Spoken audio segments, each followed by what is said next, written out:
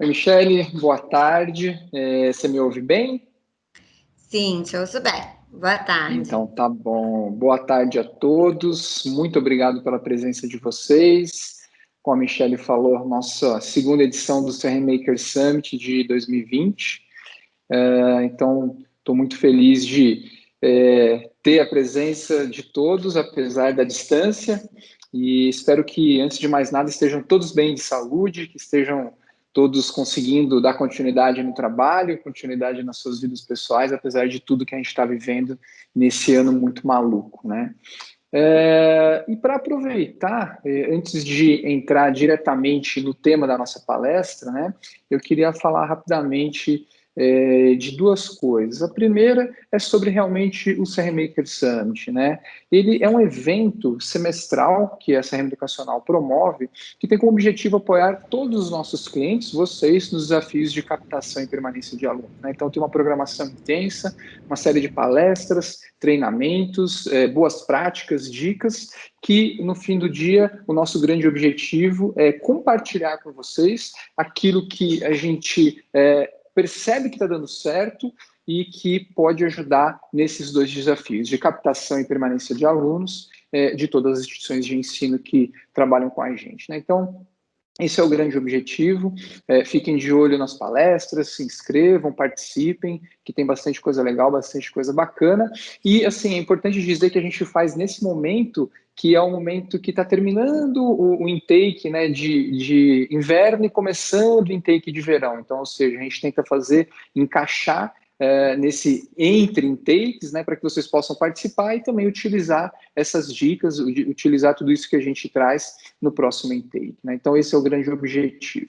E eu queria falar rapidamente também da CRM Educacional. Eu sei que vocês todos já são clientes nossos e que conhecem bem a empresa, mas eu queria trazer um pouquinho uma mensagem de institucional da empresa, né?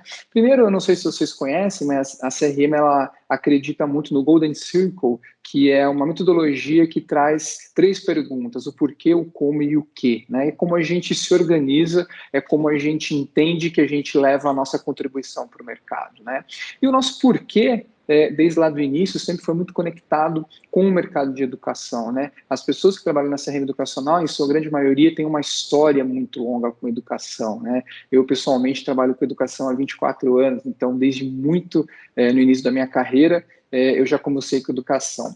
Então, o que a gente faz na CRM Educacional, apoiando as instituições de ensino, é diminuir a distância entre as pessoas e sua evolução por meio da educação, né? Então, quando a gente conecta novos alunos, novas matrículas, e quando a gente ajuda na permanência até o fim do curso, até o diploma, é isso que a gente está tentando fazer, né?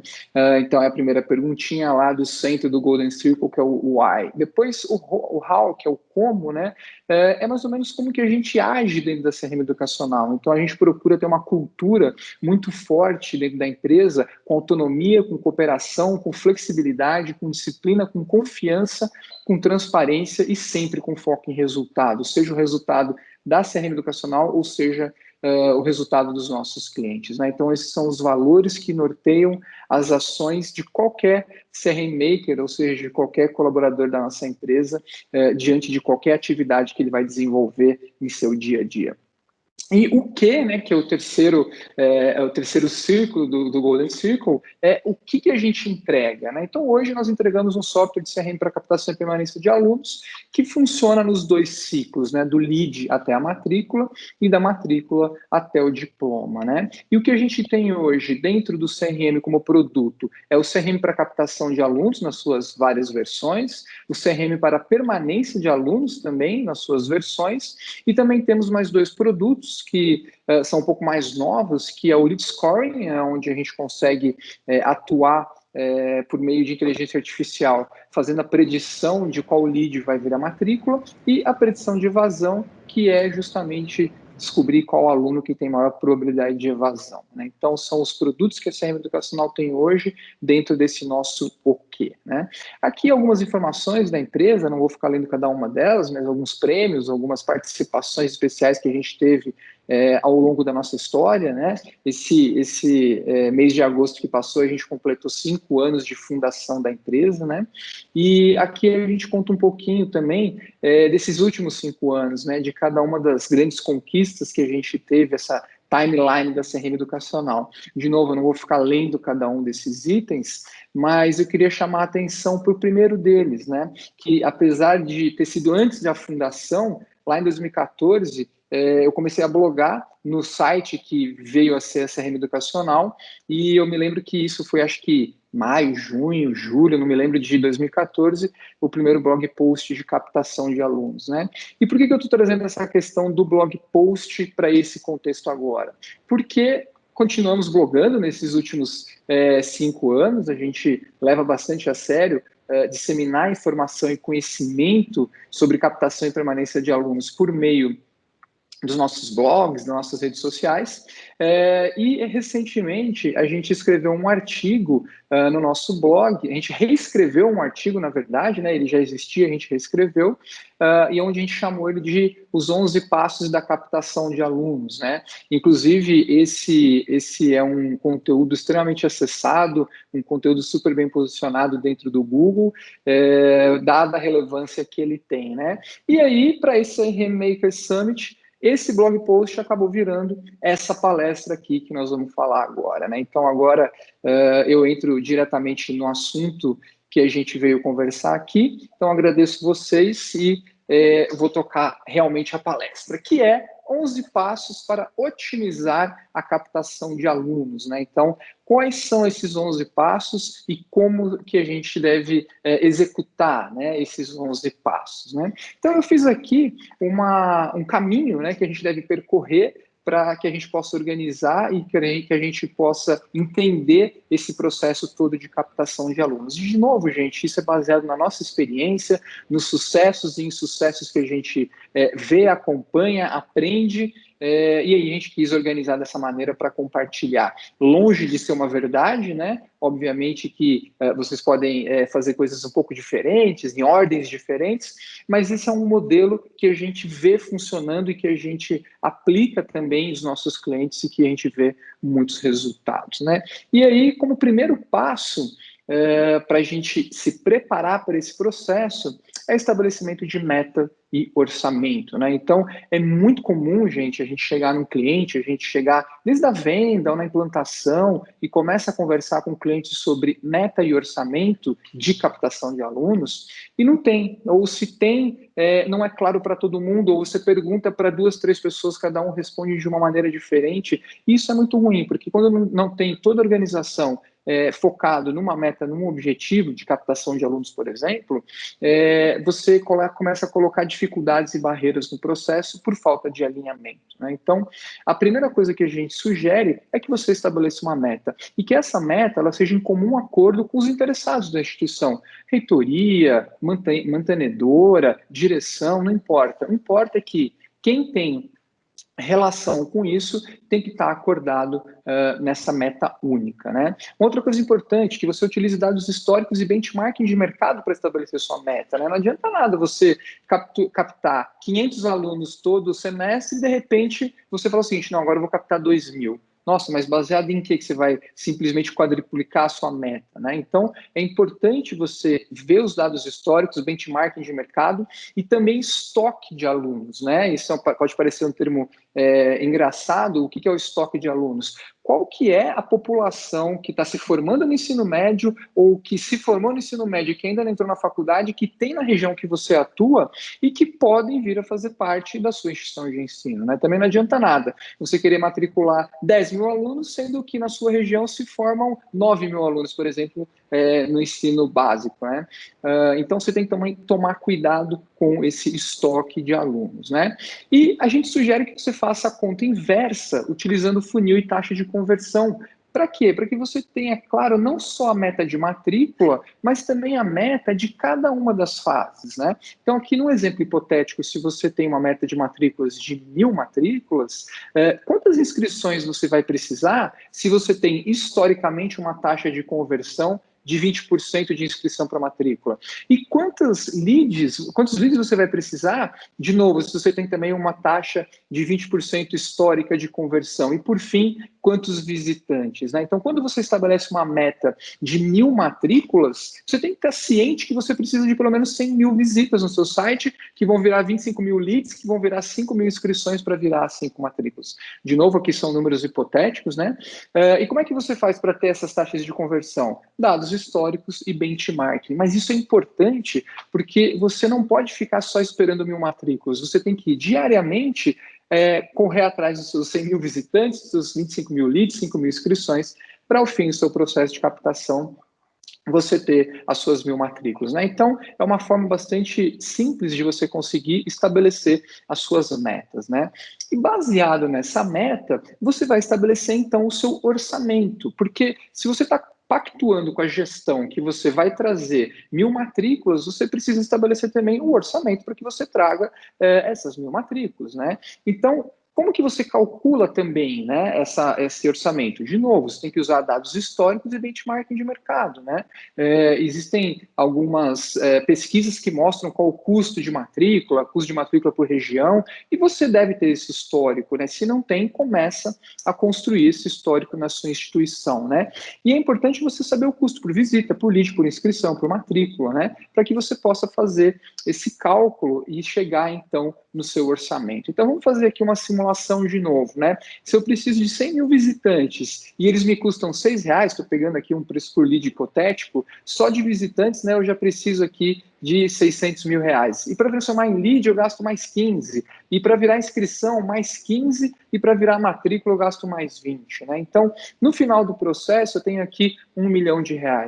Então, quando você vai apresentar isso para o seu gestor para pedir esse orçamento, você mostra um raciocínio lógico por trás disso, um histórico, um benchmarking de mercado. E se o teu gestor vira e te fala, não, mas eu não tenho R$1 milhão para te dar para esse orçamento, o que você vai fazer? Olha, então nós vamos ter que repactuar a meta. Quanto que você tem? Ah, eu tenho 800 mil. Olha, nós vamos ter que rever essa meta para que o orçamento seja possível de ser executado. É uma negociação, obviamente, né? Um pouquinho aqui, um pouquinho ali, cada um cede um pouco, mas o importante é você ter um racional por trás dessa aprovação de orçamento e você ter realmente um orçamento para que ninguém se frustre depois, né? Porque não adianta nada você pactuar uma meta, não ter orçamento e depois não conseguir entregar, né? Então, eu acho que o primeiro grande ponto dos nossos 11 passos é realmente estabelecer meta e orçamento. Continuando aqui, defina a sua persona, é muito importante, né? Porque de repente eu tenho meta, eu tenho orçamento e saio comprando Google AdWords, saio comprando Facebook Ads, postando no Instagram, mas para quem? Para quem que eu estou postando? Quem é o público que eu quero atingir? Quem são as pessoas, né? Então é muito importante a definição de persona. E a persona, ela nada mais é que um personagem fictício que representa o seu aluno ideal. Ou seja, aquele aluno que você sabe que você atende muito bem, que você resolve muito bem a dor dele, né? Então, a persona ela deve conter dores, anseios, dúvidas, necessidades e desejos que representem esse seu aluno real. E a gente tem que definir quantas pessoas forem necessárias para o nosso negócio, de acordo com o perfil de curso, turno, interesse, momento de carreira e de vida. Claro que quanto mais personas, mais complexa fica a sua operação. Então a gente tenta chegar em geralmente 2, 3 personas para poder trabalhar o processo de captação. E lembrando, persona não é público-alvo, né? O que é público-alvo? Pessoas do sexo feminino que moram na Zona Norte de São Paulo com renda entre 3 salários mínimos. Isso é público-alvo. O que a gente está buscando aqui é mais do que isso. É saber que a Mariana é uma jovem ativa, que mora com os pais, que tem 19 anos, que está no início da carreira, que ela não sabe como é que ela vai pagar a faculdade, mas ela sabe o que ela quer fazer, ela está na dúvida do presencial EAD ou híbrido, enfim. É você entender um pouquinho mais as dores, anseios, dúvidas, necessidades e desejos que eu já coloquei, né? E eu gosto muito, e a gente sempre sugere nos nossos projetos, que exista uma humanização das nossas personas, né? Por quê? Porque quando eu for escrever uma peça de e-mail, quando eu for fazer um anúncio no Facebook, no Instagram ou qualquer outra coisa, eu vou falar o seguinte, eu vou escrever para a Mariana, que é essa persona que eu quero atingir com essa peça, com esse recado, com essa informação, né? Então, humanizar facilita com que você faça o direcionamento da construção da sua comunicação ao longo do seu processo de captação. Como terceiro passo, a gente também sugere fortemente que você estruture seu funil de captação de alunos. Essa é uma das grandes forças, inclusive, do nosso produto, né? Você ter todo o seu processo organizado em fases, né? Então, você conseguir enxergar as fases num funil te ajuda a entender, administrar e interferir nas taxas de conversão dos leads, né? Mais para frente nós vamos falar de taxa de conversão, mas o funil, ele é a base para você ter taxa de conversão. E, além disso, o funil ele representa o caminho que o seu futuro aluno vai percorrer até a matrícula. É como se fosse a jornada dele. Quais são as fases que ele passa ao longo do processo de matrícula, né? Então, o funil nada mais é que a representação da jornada de matrícula. E a gente tem, na CRM Educacional, o funil do ensino superior, que tem lá o lead, o inscrito, o avaliado, o convocado e o matriculado como macrofases, né? Quando a gente for falar de taxas de conversão, nós vamos falar sobre macroconversão e microconversão. Aqui a gente está vendo as macroconversões, né? Por quê? Porque dentro do inscrito eu tenho inscrito pago, no avaliado eu posso ter o ausente, né? No convocado eu posso ter o classificado e o aprovado, enfim, então eu tenho as microconversões ali dentro de cada fase. Mas é importante você conseguir enxergar o seu funil dessa maneira. E no ensino básico, a gente entende como lead a visita inicial, a visita pedagógica e matrícula. Parece até estranho falar em visita nesse momento de pandemia, né, que a gente está vivendo, mas quando a gente for falar sobre esse processo de digitalização um pouquinho mais à frente, nós vamos falar justamente sobre alternativas para essas duas fases do funil, né? O que muda muito nesses dois funis, além das fases, né? O lead, no ensino superior, geralmente é a própria pessoa que está comprando o curso, que vai se matricular. No ensino básico, geralmente é a família, né, o responsável pelo aluno, né, o pai, a mãe ou um tutor, né? Então, muda um pouquinho esses dois, mas basicamente essas são as fases desses dois funis, né? Então, é muito importante você estruturar e olhar diariamente para esse funil, né? É muito importante que você acompanhe como é que você está a cada fase desse funil. Seguindo aqui, né, o quarto passo, define os canais de aquisição, né? Isso também é uma coisa muito importante antes de você começar a consumir o seu orçamento, né? Você saber quais os canais de aquisição que você vai trabalhar para atrair visitantes, leads, inscrições e matrículas é fundamental para que você não gaste seu dinheiro errado, né? Então, o canal de aquisição é o meio que você faz para gerar novos leads, né? Novas inscrições. E não importa esse meio, não importa qual é esse meio. Se ele estiver te trazendo lead, ele é considerado um canal, e aí você tem que avaliar se ele é um canal bom ou se é ruim, né? Quando a gente começou a expandir o negócio da CRM Educacional para o Brasil afora, uma vez um consultor me ligou e falou o seguinte: Daniel, você pode não acreditar, mas eu estou num cliente que ele utiliza carro de som para divulgar a marca dele, né? Por quê? Porque era o público-alvo dele ouvia carro de som andando na rua, né? Ou seja, a persona dele, melhor dizendo, ouvia carro de som andando na rua. Então, não importa, se esse é um canal importante para o seu negócio, você tem que trabalhar com ele e ver o resultado dele, né? Que é justamente esse próximo item. É importante você saber quais canais são bons e canais ruins, né? Eu falo de canais não tão bons, né? Para você medir o ROI de cada canal, porque às vezes você está colocando um dinheiro que te traz resultado, mas é um lead caro, uma visita cara, né? Então você tem que avaliar se realmente está valendo a pena, se aquele canal está te trazendo um bom ROI, né? Comparado, obviamente, com os outros canais, né?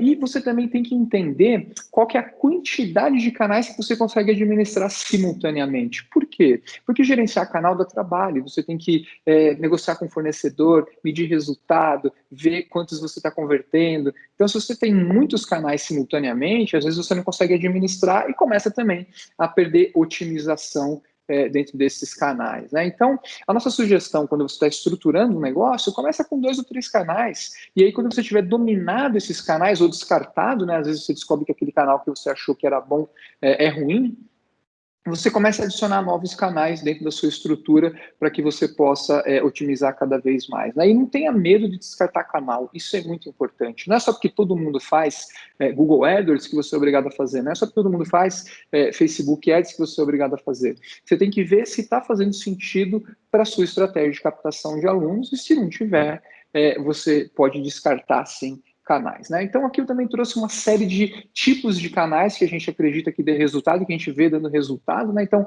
feiras e eventos da instituição, e aqui pode ser presencial ou virtual, né? Então, com tudo que está acontecendo, a gente tem visto muitas lives e webinars de instituições de ensino também. Visitas e palestras de instituições parceiras é uma prática muito utilizada, né? Então, pego um professor da minha instituição que vai dar uma palestra num colégio, ou num sindicato, ou numa entidade, né? Orientação vocacional também é muito comum as instituições de ensino superior ofertarem orientação vocacional para um aluno de ensino médio, para depois gerar uma relação de confiança e capturar esse lead. Convênios com empresas, clubes e associações também, onde você troca por descontos, né, onde você tem condições especiais para essas empresas e associações conveniadas, também é um ótimo tipo de canal. Indicação é um canal sensacional, eu acho que pouco explorado pelas instituições de ensino, pelo menos pela grande parte, pelo que eu vejo, né? Também chamado como Member Get Member. Então, como é que eu consigo, né, estimular com que um aluno possa trazer um outro aluno por meio de indicação, né? Vocês devem saber muito bem que uma indicação hoje em dia vale muito mais do que uma propaganda ou do que um vídeo institucional muito bonito da sua instituição. Obviamente, as mídias sociais, aí não importa se é orgânico ou pago, né? Mas também entender quais canais de mídias sociais fazem sentido para vocês. Compra de leads, ainda existem empresas que fazem venda de leads, então também pode ser que você precise, para encher o seu topo de funil, comprar leads. Se fizer sentido para você, o importante também é sempre medir o ROI.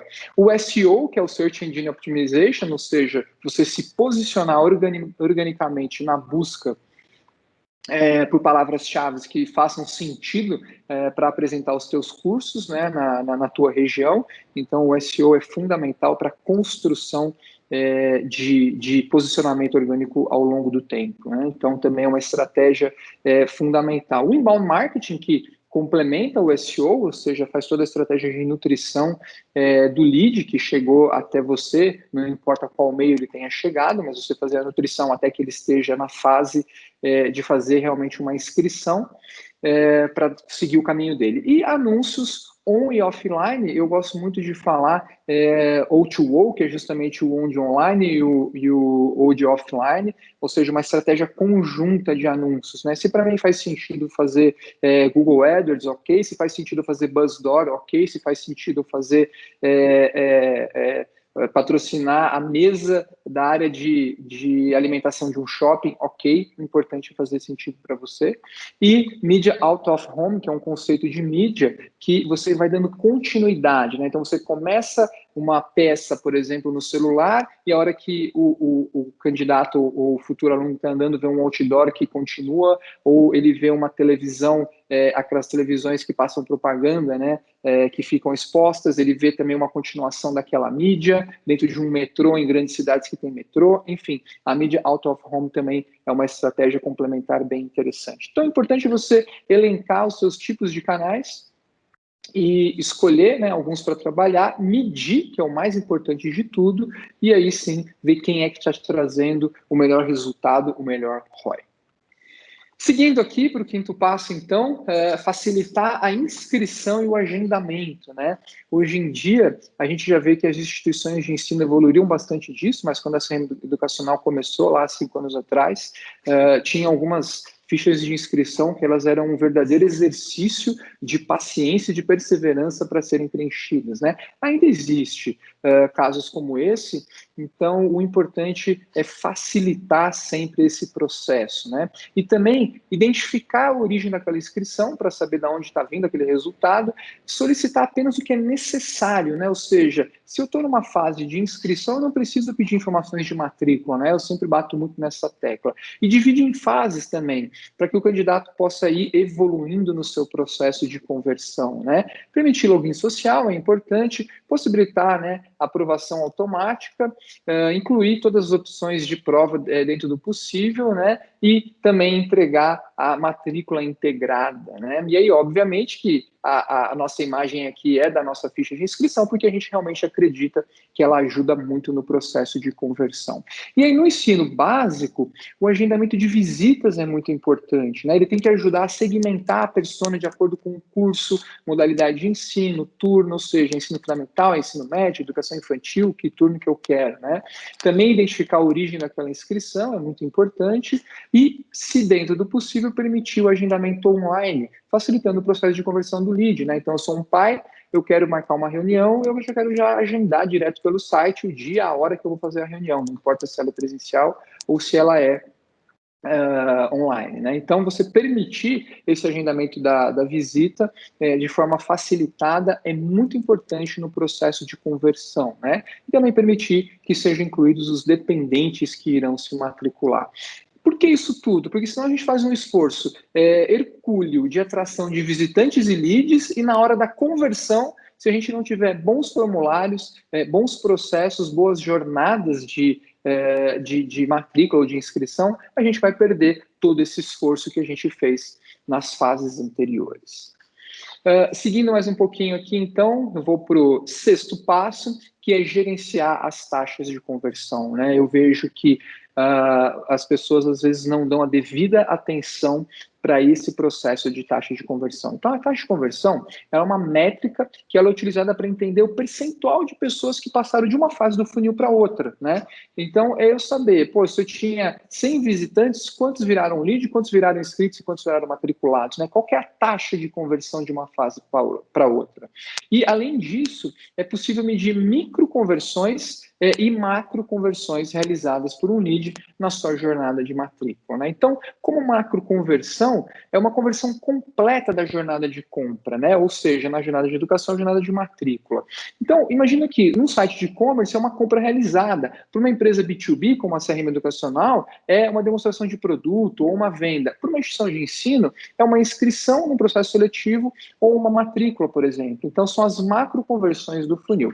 Já as microconversões são ações realizadas pelo lead que fazem parte da jornada, mas que elas ainda não mudaram de fase. Como colocar um item no carrinho de compra, por exemplo, ou dentro do processo educacional, ele escolher qual curso que ele quer se inscrever. Então, ele está na fase de inscrição, ele deu os dados dele, mas aí ele adicionou o curso que ele quer fazer, ou ele adicionou a segunda opção de curso, são microconversões, né? Então, você acompanhar cada uma dessas macro ou microconversões é importante, principalmente para que você possa interferir caso você perceba que existe um problema de conversão em alguma fase do processo de captação, né? Então, pegando aqui um exemplo, né?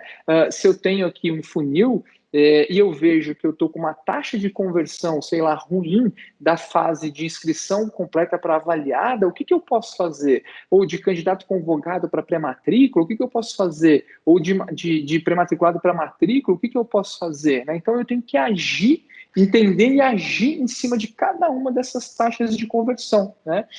Para que eu possa melhorar o resultado dela. Só que não adianta eu agir nessa taxa de conversão ou agir no processo no final do intake, quando ele já está terminando, quando eu já não bati a meta. Eu tenho que olhar isso diariamente, entender esse comportamento diariamente, para que eu possa rapidamente adequar o meu processo e facilitar o processo de conversão dos meus leads, dos meus inscritos, para que eles possam chegar finalmente na matrícula, né? Então, de novo, esse é um dashboard também do nosso produto, que vocês todos que são clientes têm ele disponível, é importante vocês saberem e acompanharem essas taxas de conversão. Seguindo aqui, então, o sétimo passo, utilizar a inteligência artificial. Gente, a inteligência artificial não é um bicho de 7 cabeças, né? Às vezes a gente fala sobre isso e percebe que as pessoas ficam imaginando o seguinte: nossa, isso é muito distante, isso é coisa do Elon Musk, isso é coisa lá do Mark Zuckerberg, não é para nós, né? Não, existem várias maneiras de você aplicar, utilizar a inteligência artificial no seu processo de captação. Algumas formas que a gente entende no processo de captação de alunos é sugestão de curso, por exemplo, dado um perfil de um lead, sugestão de desconto também, dado o perfil de um lead, qual é o desconto ideal para dar para ele, tanto para eu não dar de menos, quanto para também não dar de mais, né? Às vezes eu estou deixando dinheiro na mesa, se eu der mais desconto do que ele precisaria, para aquela conversão. Identificação de perfil ideal dado um curso, né? Então a gente tem alguns experimentos em que a gente pega um curso, um campus e um turno e a gente consegue indicar qual é o lead ideal para converter naquele curso, campus, turno, né? Então isso ajuda você a fazer a busca por leads naquele perfil, dado aquele curso que você precisa. E o lead scoring, que é uma coisa que a gente vem apostando ultimamente, que nada mais é dar um score, uma nota para cada lead, né? Ou seja, determinar a probabilidade de aquele lead virar um aluno matriculado, né? E por que é importante essa probabilidade? Por que é importante esse score, né? Porque eu posso diferenciar a minha régua, a minha comunicação de acordo com o score daquele lead. Se eu tenho um lead que tem 20% de chance de virar meu aluno, dado o perfil dele, qual o esforço que eu vou colocar? Já se eu tenho um que tem 60%, qual o esforço que eu vou colocar? 80%, qual o esforço que eu vou colocar? Né? Então, às vezes, a gente fica usando aquele velho ditado, dando murro em ponta de faca, tentando converter um lead, gastando muito esforço com um lead que a chance de conversão é muito pequena. Né? Então, como é que eu posso diferenciar esses leads e priorizar o esforço naqueles que têm maior probabilidade de evasão, de conversão, desculpa. Então, você vai pegar o seu time, que a gente sabe que os recursos são limitados, e vai dar foco naqueles leads que têm mais chance de virar um aluno. Né? Então, isso ajuda demais, né? Colocar o foco do time onde existe maior probabilidade de conversão em matrículas. Né? Então, isso é muito importante e faz com que você possa ter mais ainda otimização do seu processo, mais otimização do seu orçamento para chegar na sua meta, né? E, obviamente, você vai conseguir identificar qual faixa está dando maior resultado de conversão, né? Então, ou seja, eu descobri que onde eu mais converto é faixa de 60% a 80% de probabilidade de conversão. Legal, o que eu vou fazer de especial para esses caras e como é que eu vou atrair novos leads nesse perfil que eu sei que tem maior taxa de conversão na minha instituição. Importante dizer, né? Um lead que pode ter uma taxa de uma probabilidade de conversão de 20% para uma instituição, ele pode ter de 80% para outra, porque ele tem mais o perfil, mais o fit daquela instituição A e não da B, por exemplo. Né? Então, aplicar esse tipo de tecnologia é muito importante, muito interessante para otimizar ainda mais os nossos resultados de captação. Seguindo aqui, defina as regras de relacionamento, né? Então, eu acho que eu não vou explicar o que é regra de relacionamento para vocês, né, com certeza estão acostumados e sabem muito bem, mas, enfim, são os SMS, ligações, WhatsApps, e-mails que eu disparo, né? E muito importante você automatizar isso, né? É comum a gente ainda pegar instituições de ensino em que a gente começa a trabalhar o CRM educacional e que eles ainda fazem os disparos todos de forma manual, né? Então, é muito importante você ter isso automatizado. Por quê? Primeiro porque você otimiza, né, o seu time, você vai ficar dependendo de ninguém para fazer listas, né? É muito comum a gente chegar numa instituição e o cliente lá do marketing tem que pedir para a TI uma lista dos inscritos aprovados para ele subir numa ferramenta de SMS para disparar aquele SMS, né? A hora que ele consegue fazer isso tudo, o cara já não está mais naquela fase que ele achava que estava e ele mandou um SMS já atrasado, né? Então, a automação ela é importante justamente para levar a mensagem correta no momento correto. E é importante também entender que essa regra de relacionamento ela atua tanto nas conversões macro, fases do funil, quanto naquelas pequenas conversões, por exemplo, no pagamento de uma inscrição ou no preenchimento completo da ficha de inscrição, caso algum candidato tenha abandonado aquela inscrição. Né? Então, importante também entender que a régua atua nos dois momentos. E também é importante que essa régua ela seja definida previamente. Então, eu estou planejando o meu intake, eu já deixo ela pronta ao longo do processo todo, para que eu não tenha que ficar me preocupando com isso ao longo do processo. Ou seja, todo candidato que entrar, não importa se ele está entrando agora, no primeiro dia do meu intake, ou lá no último dia do meu intake, a régua já está pronta, vai seguir automática, sem que eu tenha que me preocupar com isso. É claro que você tem que acompanhar para ver se ela está funcionando, se ela está convertendo, né, se ela está trazendo os resultados que você espera, e dentro do processo você pode também ajustar essa régua caso seja necessário, né? Então, é importante que você tenha também essa visão e que você possa, de repente, ajustar para disparar uma programação que não estava planejada e que você possa perceber que existe uma conversão, né? Também é importante colocar que a CRM Educacional recentemente fez a integração com o WhatsApp, a gente já fez webinar sobre isso, a gente já falou bastante sobre isso, sobre o disparo de notificação de WhatsApp, né, como se fosse um SMS, mas é um WhatsApp. Tem as limitações impostas pelo próprio Facebook, né, que é dono do WhatsApp, mas a gente acredita que ajuda muito na conversão. Porém, tem que ser usado com muita parcimônia, né? Por quê? Simplesmente porque o custo é alto, né? Então, enquanto um SMS custa aí 7 centavos por disparo, o WhatsApp ele custa hoje 45 ou 50 centavos, se eu não me engano, por disparo, né? Então, também tem que usar naquelas fases em que você sabe que vai ter um resultado maior, por exemplo, logo após uma aprovação ou uma convocação, você avisar que ele está pronto para fazer matrícula e clique aqui para iniciar a matrícula, por exemplo, né? Então, você tem que tomar só esse cuidado que a gente vem sugerindo para que você não estoure seu orçamento só com disparos de WhatsApp, né? Depois de definir as regras de relacionamento, utilizar durante o relacionamento os canais que a tua persona utiliza, né? Aqui não é mais canal de aquisição, aqui eu estou falando do canal de relacionamento, né? Então, eu tenho que me relacionar com os meus candidatos aonde eles estão, né? Então, eu vou lá na minha persona, por isso que é importante ter a Mariana lá mapeada claramente, né? E saber o que a Mariana gosta de utilizar no seu dia a dia, né? Então, a Mariana aqui é uma millennial nesse exemplo, 19 anos e tal, ela vai gostar de Instagram, de WhatsApp, talvez do TikTok, não sei. Então, o que você tem que entender é quais são os canais de relacionamento que a tua persona utiliza, né, e oferecer esses canais para ela, para que ela possa te achar facilmente, né? Se eu tenho já um curso de pós-graduação, um MBA para uma pessoa um pouco mais velha, talvez o e-mail seja mais importante, né? Então eu também tenho que ter isso.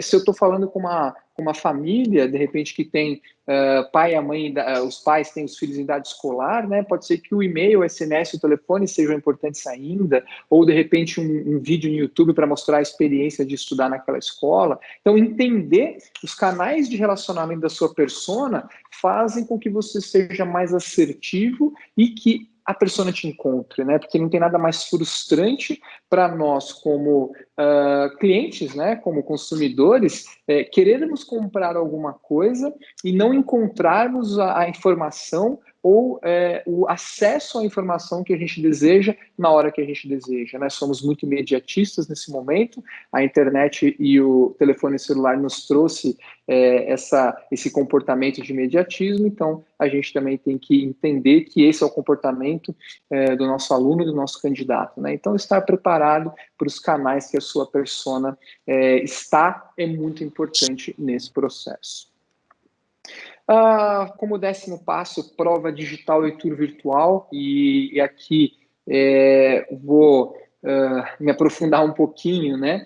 E eu gosto desse meme, eu não sei se vocês já receberam, né? Quem acelerou o processo de transformação digital na sua instituição, né? Foi o reitor, foi o diretor de inovação, foi o diretor de tecnologia, foram consultores externos que eu contratei, ou foi o coronavírus, né? Então a gente sabe que foi sim o coronavírus que nos obrigou a fazer um processo de transformação que deveria ter sido feito talvez há 2, 3 anos atrás, durante um período de tempo que a gente foi obrigado a fazer em 2, 3 meses, né? Na correria, porque senão a gente ficava sem alternativa, né? Então, dentro desse processo de captação de alunos, de transformação digital e de tudo isso que a gente está vivendo no mundo, você oferecer a prova digital para o ensino superior e o tour virtual para o ensino básico, nesse momento é fundamental, né? E aí a gente pode pensar o seguinte, tá, mas e quando tudo voltar ao normal, né?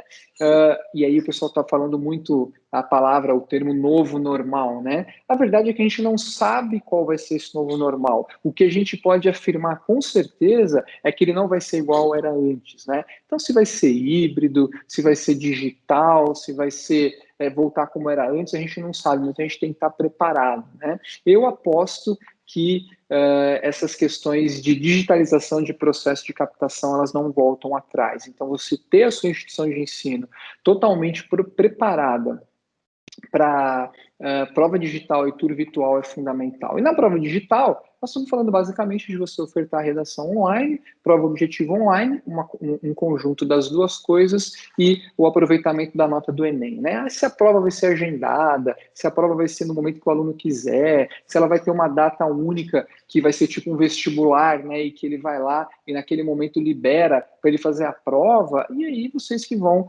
entender e ofertar isso para o público de vocês. O importante é que vocês tenham essas possibilidades de ofertar a captura da prova por meios digitais, né? E um cuidado que eu gostaria de trazer aqui para vocês é para não dificultar o processo com tecnologia além do necessário, né? Onde que eu quero chegar?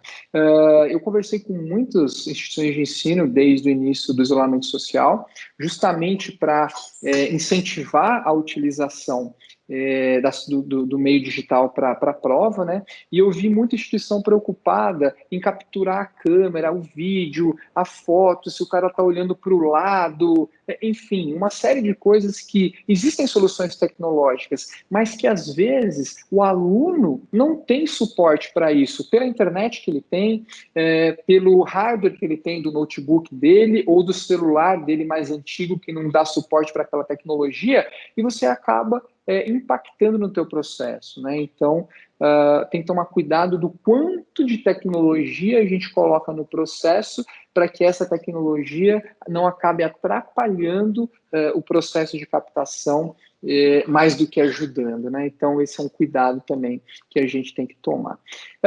E do lado do ponto de vista da instituição de ensino básico, que nem sempre tem prova, né? O tour virtual com tecnologias de realidade aumentada, né?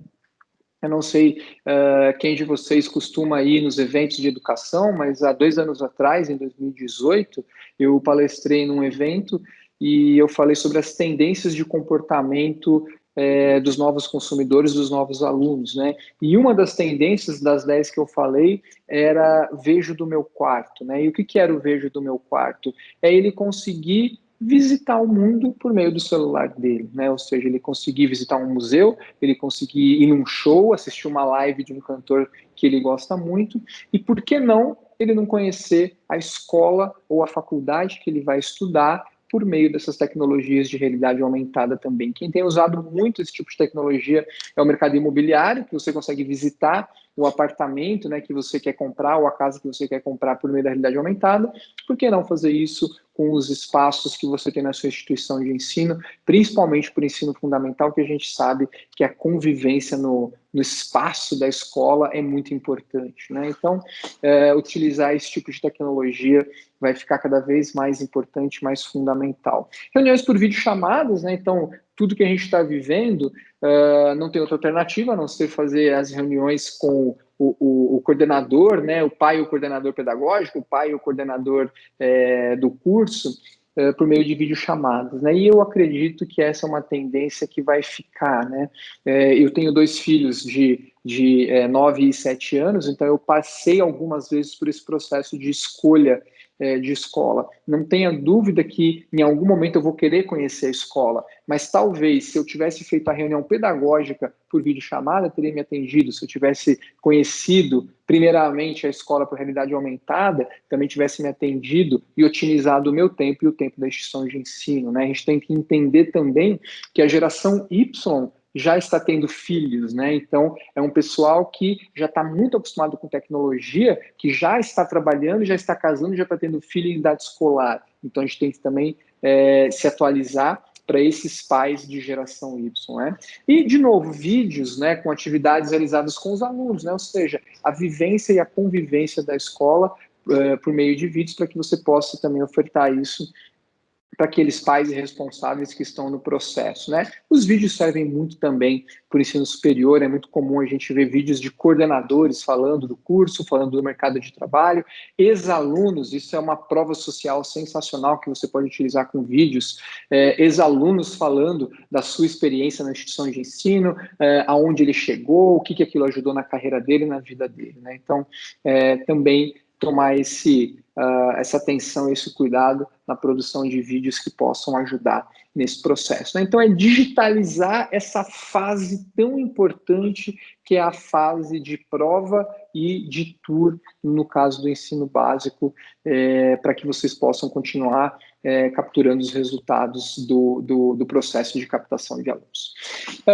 E aí, vamos chegando aqui no último passo, né? Então, estou deixando uns minutinhos finais para que a gente possa fazer perguntas, mas, claro, não menos importante, esse último passo, digitalize a matrícula, né? Então, não é só a prova, não é só o tour virtual, é o processo de matrícula, e aqui eu vejo muita instituição de ensino com muita dificuldade de digitalização desse processo, não por culpa, mas por causa das tecnologias atuais dos seus sistemas de gestão acadêmica, né? Ou não tem, ou é difícil de ter, ou não integra, enfim, existem uma série de motivos que levam a essa dificuldade, mas digitalizar o processo de matrícula hoje é fundamental, não só por causa da pandemia e isolamento social, mas porque a tua persona, a maioria das pessoas hoje já faz tudo digital, já faz compra, já compra carro, já compra celular,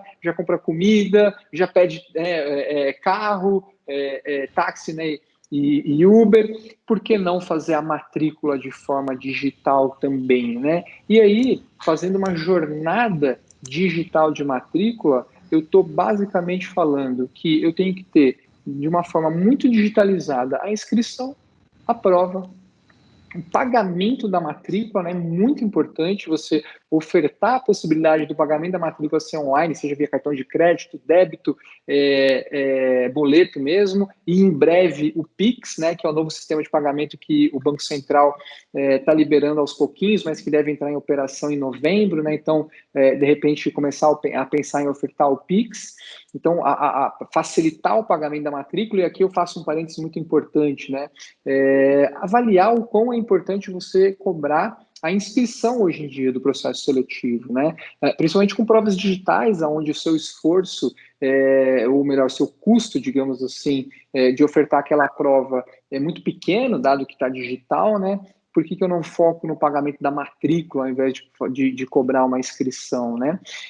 Para, enfim, então, eu também ter assinatura de contrato digital, né? Então, você ter esses quatro macroprocessos, né, todos digitais, eles vão fazer com que você tenha a matrícula em si completamente digital, né? Porque no fim do dia, gente, no fim do processo, no fim de tudo, o que a gente precisa é capturar matrículas, né? Ou seja, a gente ter toda a nossa meta de matrícula batida, né? Então, esses foram os 11 passos para otimizar o processo de captação de alunos, e eu paro minha apresentação por aqui e deixo esses minutinhos finais para dúvidas, colocações, trocas. Não sei, Michele, se chegou alguma dúvida, alguma coisa que você queira compartilhar com a gente. Legal, Dani. Pessoal, por enquanto não colocou dúvidas aqui, mas fiquem à vontade, tá, pessoal? Coloquem no chat que a gente faz essas perguntas. E foi muito legal, Dani, porque muitas das coisas, inclusive, que você trouxe aqui como passos de otimizar a captação de alunos, eu falo um pouco na minha próxima palestra focada especificamente sobre estratégias de pós-graduação, né, de captação para pós-graduação, que a gente fez aí um levantamento com vários clientes pegando as boas práticas para compartilhar, né, obviamente aqueles clientes que toparam, né, que a gente compartilhasse essas informações, e estão totalmente, estão totalmente em linha, né, com o que você trouxe. E de fato, a gente, nessa palestra que eu vou trazer, eu trago alguns números. A gente tem percebido que a graduação tem tido uma queda muito grande, né, durante esse período de pandemia, de matrículas, e a pós-graduação acabou se tornando uma saída para as instituições de ensino. E muitas vezes, todo esse esforço e esses passos para otimizar a captação de alunos, ela sempre foi muitas vezes voltada para a graduação. E agora vale, né, lembrar desse processo de adequar, por exemplo, esses 11 passos que você trouxe para o processo de pós-graduação, que é uma saída para muitas instituições hoje, né? É legal, concordo plenamente com você. Eu tentei ao máximo, né, da apresentação usar o termo ensino superior, né, não necessariamente Sim. graduação ou pós ou EAD presencial, justamente porque eu acredito, como você colocou, que esses 11 passos eles servem tanto para graduação quanto para pós, quanto para ensino presencial, quanto ensino superior e também para o ensino básico, como eu coloquei, né? E eu vi um pouquinho dos dados, né, que você vai apresentar mais à frente. Realmente a pós-graduação ela tem se destacado nesse momento porque as pessoas estão isoladas, né, não tem muitas opções do que fazer, elas vão procurar se capacitar, e aquela pessoa que já tem uma graduação, obviamente, a tendência é que ela procure um curso de curta duração ou uma pós-graduação, né? Então, eu acho que dá atenção necessária, né, que a pós-graduação merece nesse momento, pode ajudar demais no processo de captação de alunos e, de repente, você compor a sua meta, né? E vamos voltar lá para o primeiro passo, que é estabelecer a meta. Você compor a sua meta por produto, né? Então, eu tenho a meta de tantos para graduação, tantos para pós-graduação, tantos para graduação presencial EAD, enfim, você compor essa meta para chegar no final no número de alunos e na receita que você busca, faz parte desse processo também. Legal, isso aí. E aí, pessoal, só para todo mundo ficar ciente, esse tema específico que a gente está falando dos números de captação em relação a esse período da pandemia e essas estratégias de pós, a gente vai falar na próxima palestra que está agendada aqui para 17h15. Então, a gente tem aqui alguns minutinhos e vamos às perguntas que surgiram para o Daniel.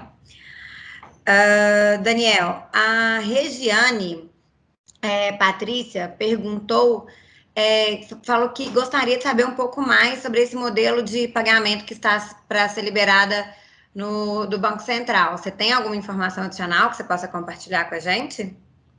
Tenho, não sou especialista no tema, mas tenho sim. O Pix, ele é um novo modelo de pagamento que está sendo direcionado pelo Banco Central para facilitar o processo de transferência de dinheiro entre pessoas, seja pessoa física, seja pessoa jurídica, né?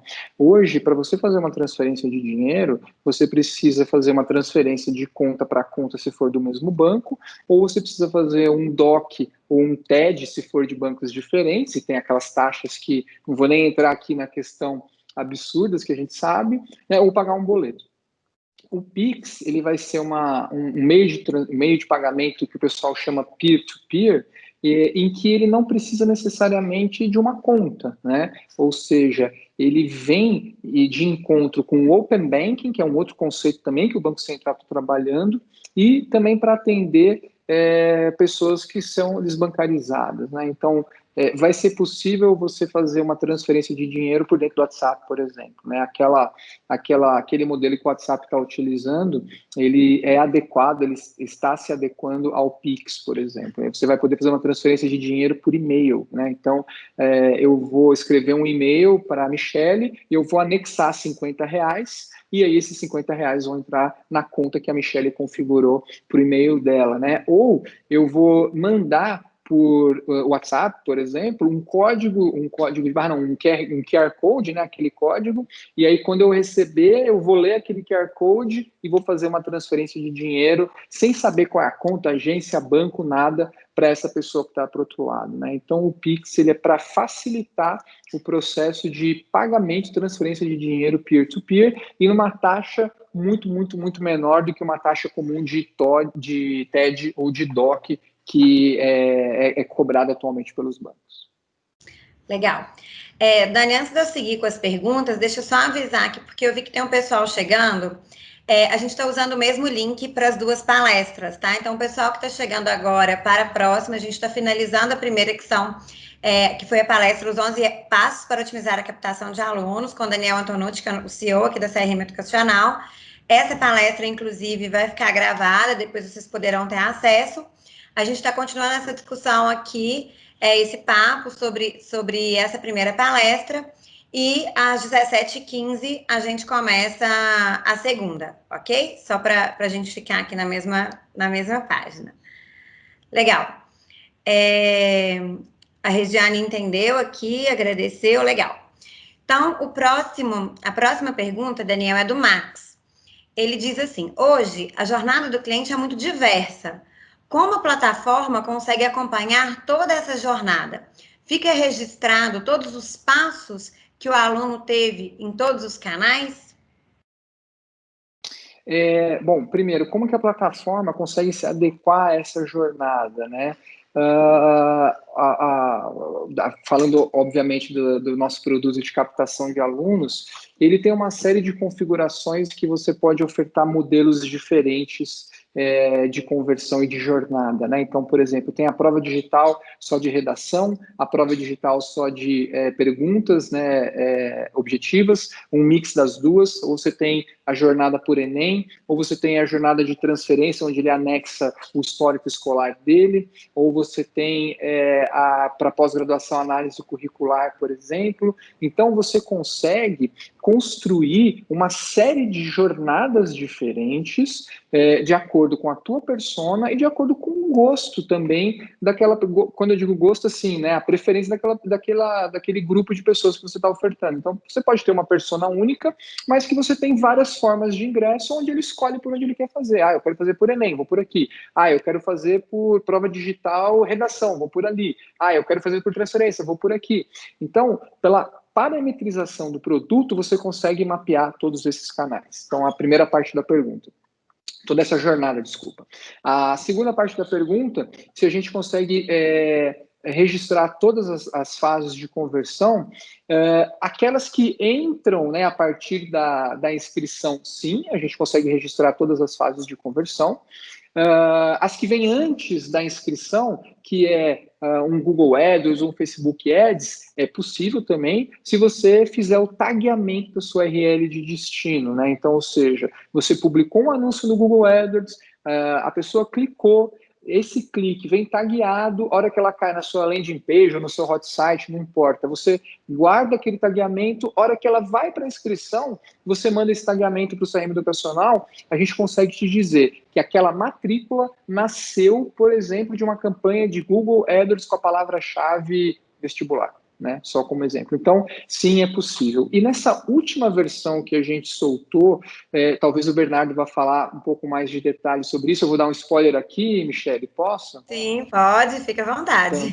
Então E tá fica o bom. convite, né, para todo mundo para participar dessa palestra do Bernardo, que vai falar de todas as novidades aí que vai acontecer amanhã. Verdade, né? Eu vou até avisar ele que eu falei isso para, se ele não pôs, ele colocar na palestra dele.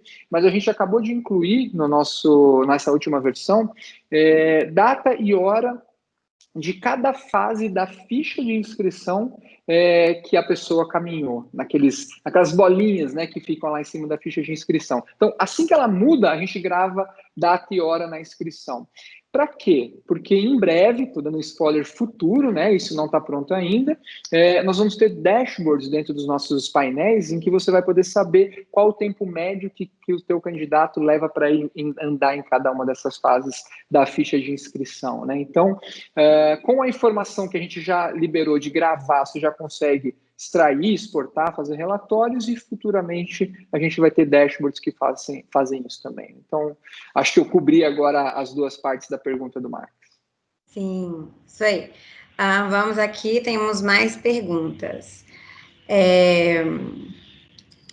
A gente teve a pergunta da Simone, que pergunta sobre a sugestão em relação à questão documental, que é um quesito imprescindível para a efetivação da matrícula, e em relação até à questão do pagamento. Ou seja, se ela tem um processo seletivo, que a análise documental, ela precisa que essa análise seja feita para depois, para que depois a taxa de matrícula seja liberada, qual que é a sua sugestão para trabalhar esse processo, tanto da análise documental, quanto esse processo de, depois da análise, apenas liberar a taxa de matrícula?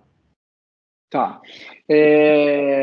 Bom, em relação à análise documental, pedir o estritamente necessário, obviamente, né, para fazer aquela análise, e de forma digital, né? Então, eu sei que muitas vezes a gente tem o receio da veracidade da informação, mas você pode ter isso em contrato, né? Que aquela matrícula, ela está condicionada à veracidade daquela documentação que foi enviada por forma digital, e que ele tem que entregar isso no prazo de tanto tempo, e que ele pode fazer isso por correio, né? Ele não precisa necessariamente ir até a instituição.